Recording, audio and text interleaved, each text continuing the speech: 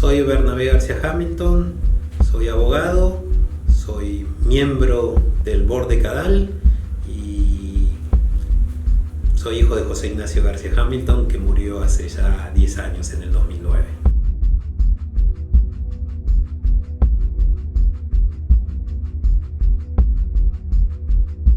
Ese rol multifacético fue producto de las cuestiones que le fueron pasando en la vida, no fue algo buscado.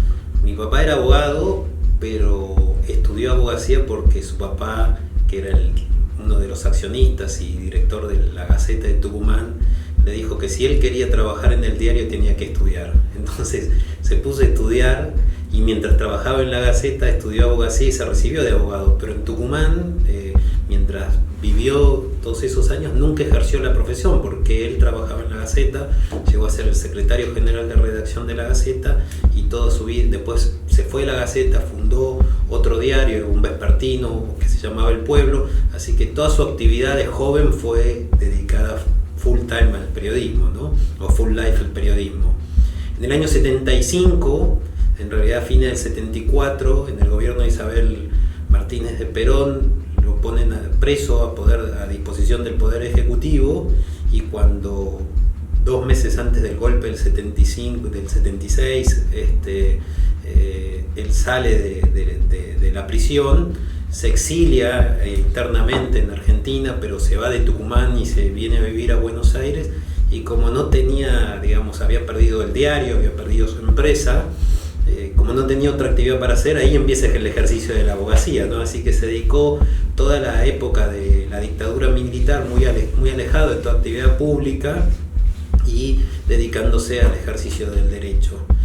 Y en el año 83, cuando vuelve la democracia, ingresa, ya no podía volver atrás con su actividad periodística, ya había desarrollado su actividad como abogado, le iba bien como abogado, pero ingresa en la Facultad de Derecho a dar clases en la materia Historia del Derecho, y ahí empieza todo el desarrollo de los últimos años de su vida, lo que terminó siendo el gran,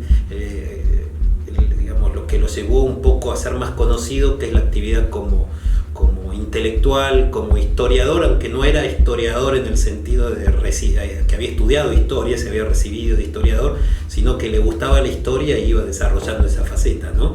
Y a partir de ahí vuelve a la cuestión periodística, pero ya desde otro ángulo, no dirigiendo un medio, sino siendo él otra vez un poco el periodista, o el desarrollo de estas ideas periodísticas, ideas intelectuales, ¿no? Así que fue todo producto de los vaivenes que tiene la vida, no algo pensado y desarrollado en base a lo que uno quería hacer, ¿no?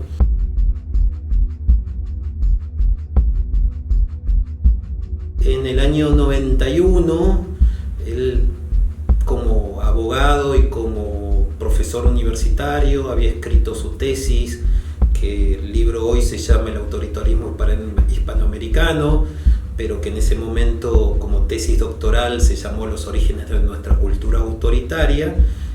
Se hace conocido con ese libro y la Unión Cívica Radical de Tucumán le propone ser candidato a vicegobernador. Entonces él ahí ingresa un poco en la carrera política, pero carrera política que no desarrolló mucho hasta nuevamente el final de su vida, 2 años antes de su fallecimiento, en el 2009, que nuevamente la Unión Cívica Radical de Tucumán le propone ser candidato a diputado nacional, y ahí logra, la banca como diputado nacional en una elección interesante, porque meses antes el peronismo, con su candidato José Alperovich, había barrido las elecciones anteriores, y era el famoso momento del vamos por todo, del peronismo tucumano, del peronismo nacional en general, lo que conocemos como el kirchnerismo y el alperovichismo en Tucumán. Y mi papá hizo una muy buena elección y fue electo diputado nacional en ese momento, ¿no? O sea, rompiendo un poco ese avasallamiento electoral que venía en la Argentina, o que estaba en la Argentina en ese momento, ¿no?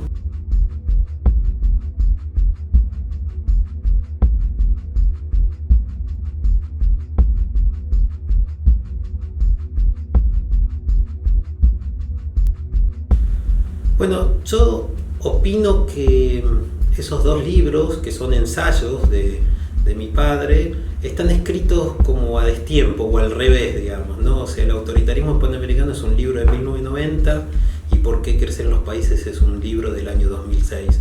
Pero si uno los lee, digamos, quiere leer al autor simplemente, mi consejo sería que los lean al revés, que lean Por qué crecen los países primero y el autoritarismo hispanoamericano después.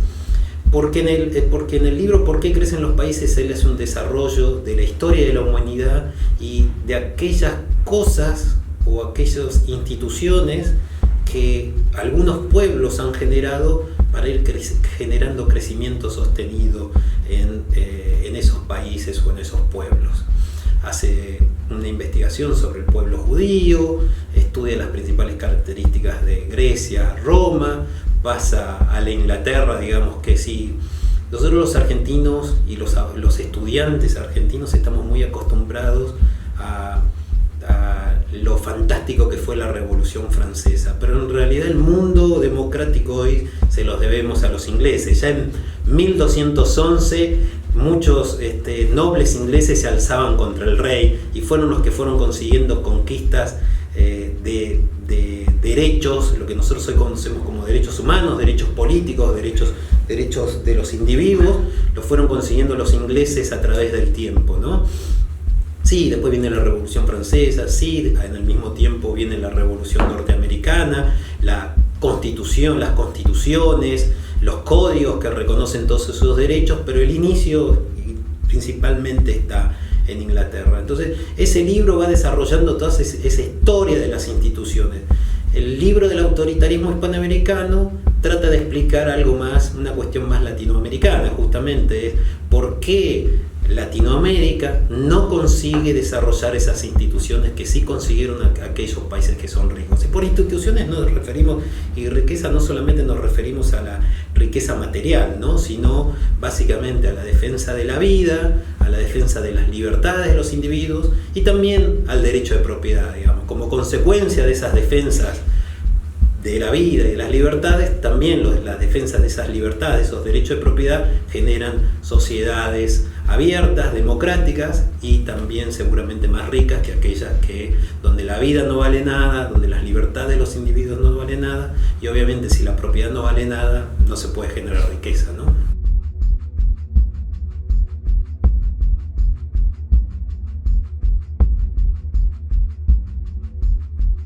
Porque si bien estos libros que hablábamos antes, Por qué crecen los países y el autoritarismo hispanoamericano, son libros que se vendieron mucho, en ambos casos fueron bestsellers, tanto a nivel argentino como a nivel latinoamericano, los grandes éxitos editoriales de mi papá vienen a través de lo que se conoce como las biografías noveladas, ¿no? La primera biografía novelada que él hace es La vida de Alberti, y que fue como consecuencia del estudio de esto que hablábamos, las instituciones argentinas y las instituciones latinoamericanas, el mal funcionamiento. Y él se pregunta, ¿por qué funciona mal esto? Si había una cabeza como la de Alberti. Y además, lo que se pregunta es, ¿de dónde salió esta cabeza de Alberti? ¿Cómo una persona que sale de Argentina, de una Argentina colonial, puede pensar y convertirse en uno de los grandes pensadores de la historia de la humanidad como es Alberti? Porque Alberti es reconocido como uno de los grandes pensadores de la humanidad. Entonces empieza a estudiar la vida. Alberti era tucumano, mi papá era tucumano, como contábamos antes. Empieza a estudiar la vida de Alberti y encuentra que era fascinante la vida de Alberti, un chico que queda huérfano de padre, primero de madre en el momento del nacimiento de él, después queda huérfano de padre a los 10 años, se viene a vivir deja Tucumán, se viene a vivir a Buenos Aires para estudiar, hace toda su carrera universitaria en Buenos Aires, después a través de sus ideas se convierte en contrario u opositor a Rosas, se tiene que exiliar del país durante muchos años. Entonces toda esa vida fascinante de Alberti él la traslada a su libro. Le fue muy bien como éxito editorial, el libro se convirtió en un bestseller rápidamente y a partir de ahí empezó a desarrollar esa beta de... Algunos le decían historiador, yo reitero, él no era un historiador recibido, pero sí obviamente se dedicó a estudiar muchos de esos temas. Y los libros tienen y todos los libros El libro empezó en el libro de Alberdi, pero después está el libro con la biografía novelada de Sarmiento, que fue un éxito todavía mayor. Después vino la biografía de San Martín, que fue todavía un éxito mayor que las de Alberdi y Sarmiento. Y después viene la biografía de Bolívar y la última antes de morir, que la entrega la editorial, digamos, unos días antes de morir, la biografía de Juan Domingo. La característica principal fueron los años de investigación que él les dedicó, porque investigaba el personaje, pero también investigaba el contexto, y lo bueno de todas esas investigaciones es que él se basó mucho en las correspondencias de esas personajes. O sea, se leyó toda la correspondencia de Alberdi con sus amigos, leyó toda la correspondencia de Sarmiento con sus amigos, leyó toda la correspondencia de San Martín con sus amigos, lo mismo respecto de Bolívar, lo mismo respecto de Perón, digamos, ¿no? Entonces, es como que logró captar la psicología del personaje, o sea, no solamente la cuestión pública del personaje, sino también los detalles mundanos de ese personaje. Por eso dicen que la idea era un poco sacar al prócer del bronce y ver al prócer real, digamos, ¿no? Con sus cosas buenas y sus cosas malas, como tenemos todos los seres humanos, ¿no?